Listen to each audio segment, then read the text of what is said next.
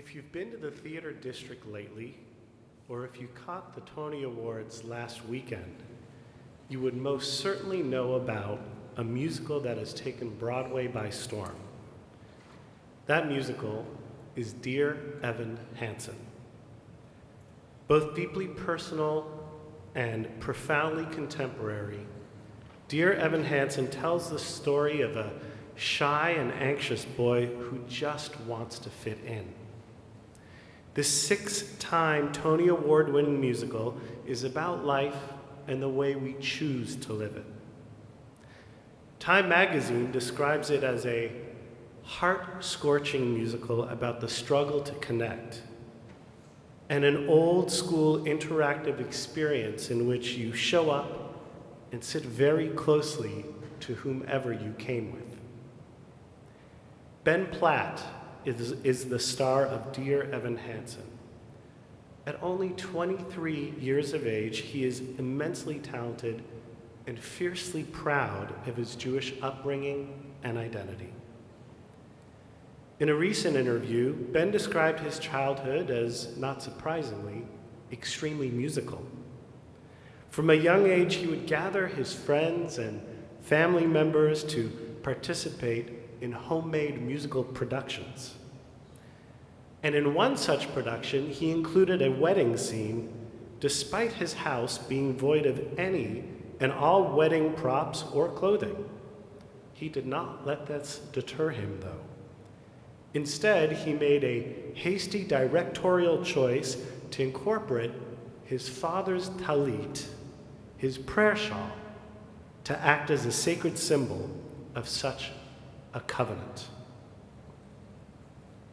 Ben's story about wearing the Talit happens to segue beautifully to Shalach Lecha, this week's Torah portion. As we heard our rabbi beautifully teach us, the book of Numbers notes that the Lord spoke to Moses, saying, "Speak to the children of Israel and say to them that they shall make themselves fringes on the corners of their garments throughout their generations, and they shall affix a thread of blue, a blue thread on the fringe of each corner. And when you see it, you will remember all the commandments of the Lord to perform them.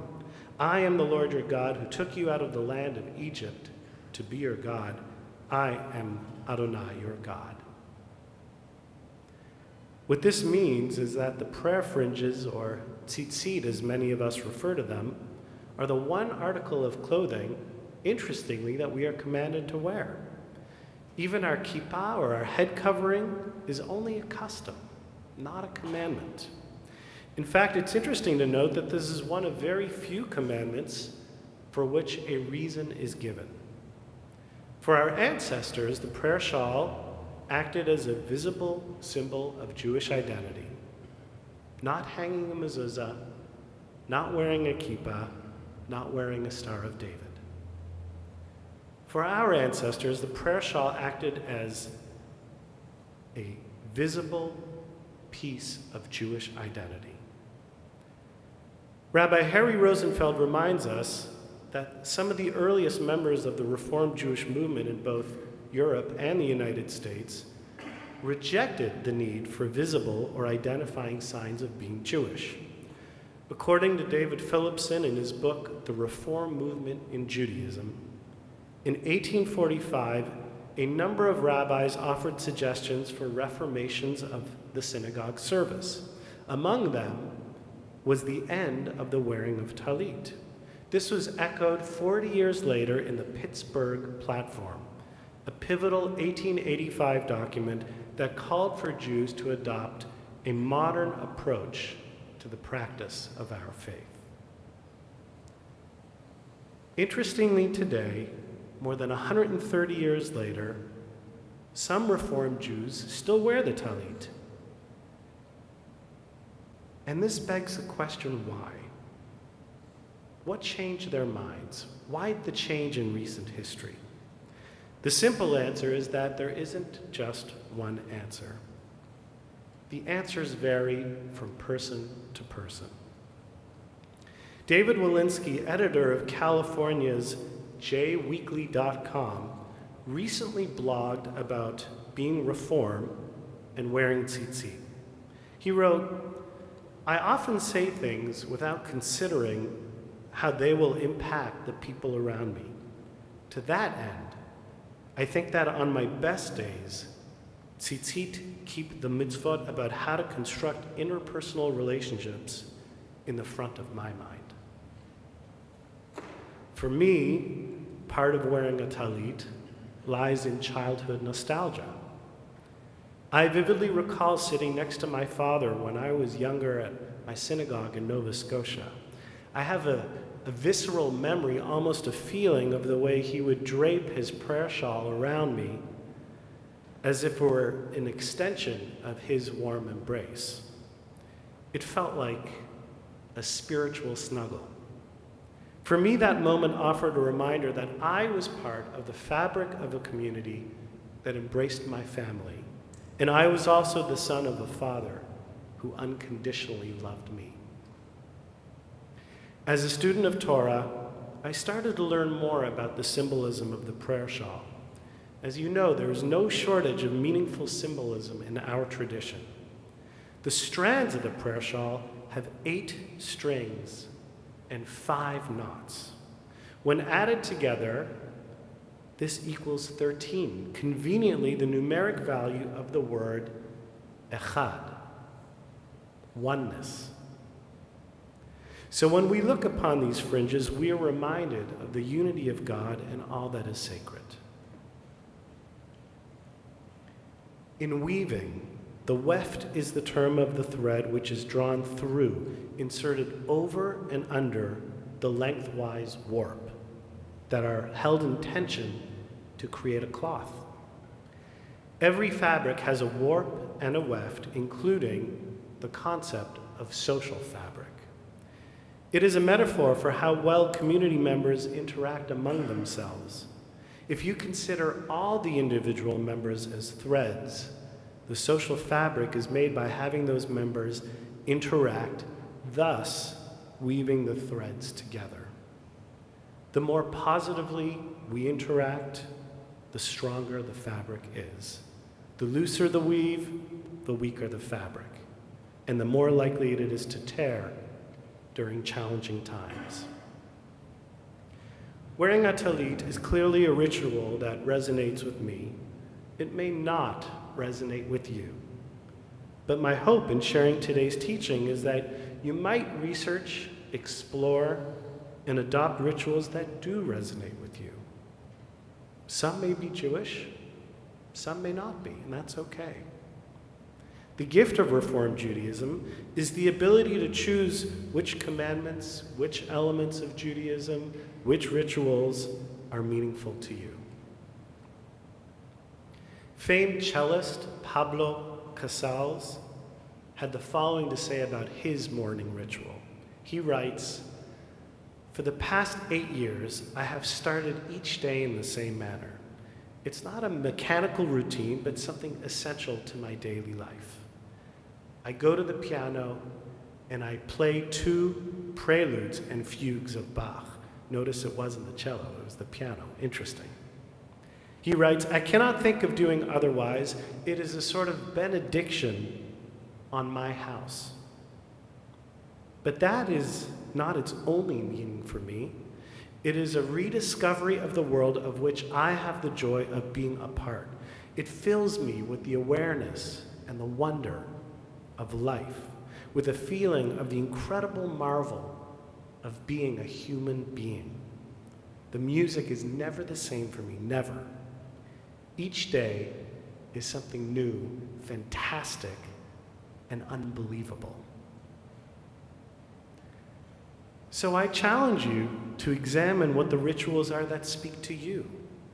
Have you already established them? Have you shared them with loved ones or friends? And I know this treads personal territory, but adding meaning to our lives through physical ritual has served our people for thousands of years, and my hope is that it will serve you as well. Maybe your ritual observance might even help our community at large. For some Jews, reaching for the four fringes of the Talit is a physical ritual that reminds us of the ability to bring the four corners of the earth together. We bring together the warp and the weft, our joys, our sorrows, our covenant to God, and perhaps most importantly, our relationship to each other, all in one choreographed statement of echad, of oneness.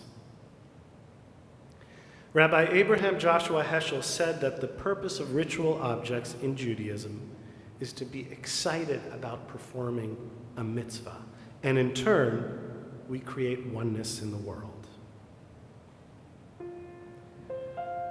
So let us explore the rituals that inspire us and generations to come.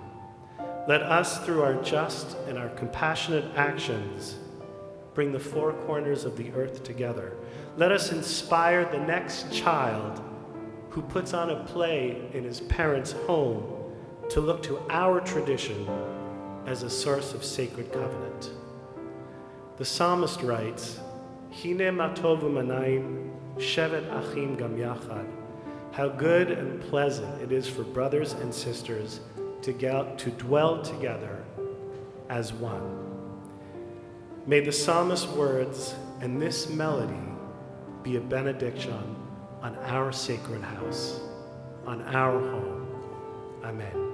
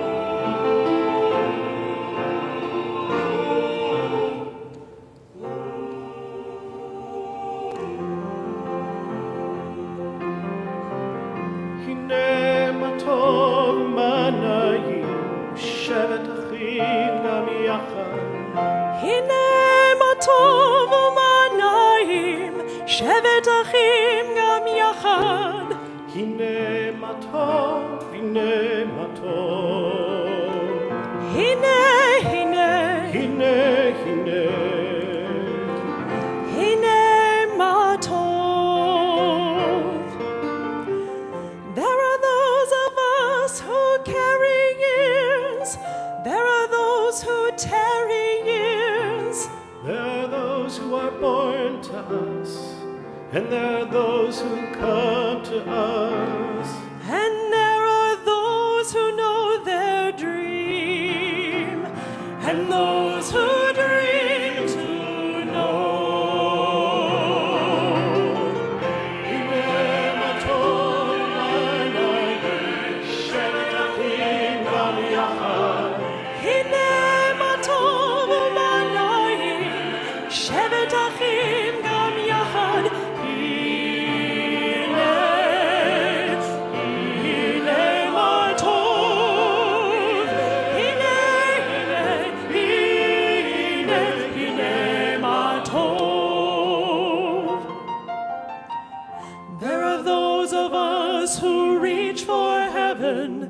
There are those who reach for hands. There are those whose faith is rock. And there are who question God's command. And there are those who just don't know the words. And those who know where they stand. Hine, hine, ma tov.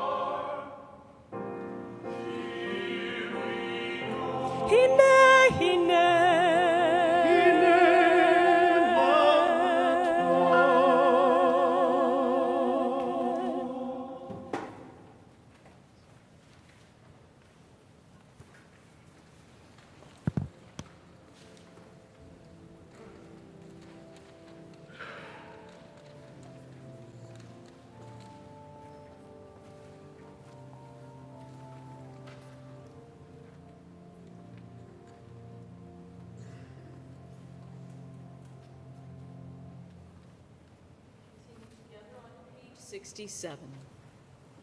Let us adore the ever-living God. We offer praise unto you, who spread out the heavens and established the earth. Your glory is revealed in the heavens above, and your greatness is manifest throughout the world. You are our God, there is none else. We bow our heads in reverence before the Eternal One, source of all life.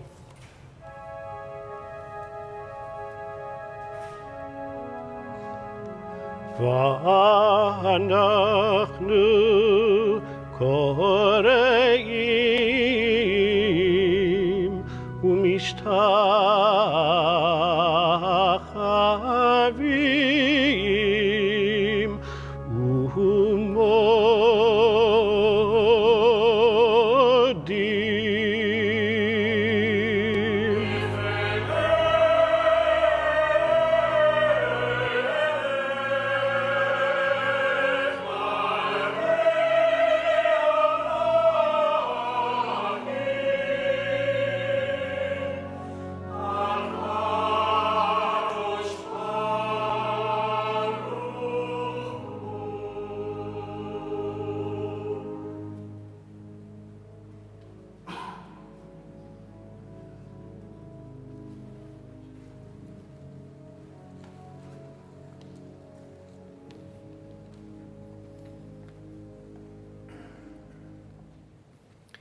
May the time not be distant, O God, when you shall be worshipped throughout the earth, when unbelief shall disappear and error be no more.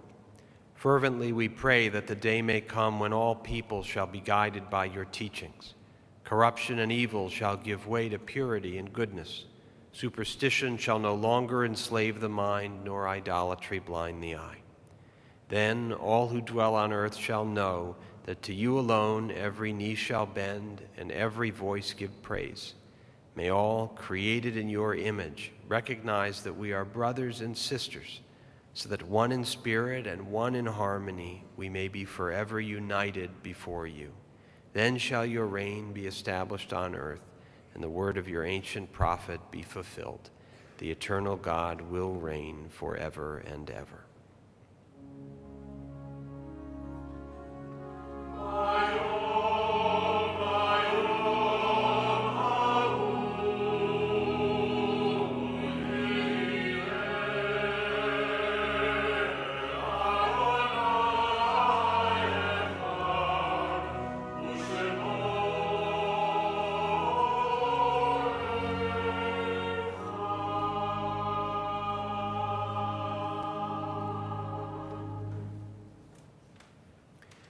All you who mourn the loss of loved ones, and at this hour remember the sweet companionship and the cherished hopes that have passed away with them, listen to these words of comfort spoken in the name of God. Only the body has died and has been laid in the earth. The spirit lives on in the shelter of God's love and mercy. Our loved ones continue in the remembrance of those to whom they were precious. Their deeds of loving kindness, the true and beautiful words they spoke, are treasures as incentives to our conduct by which the living honor the dead.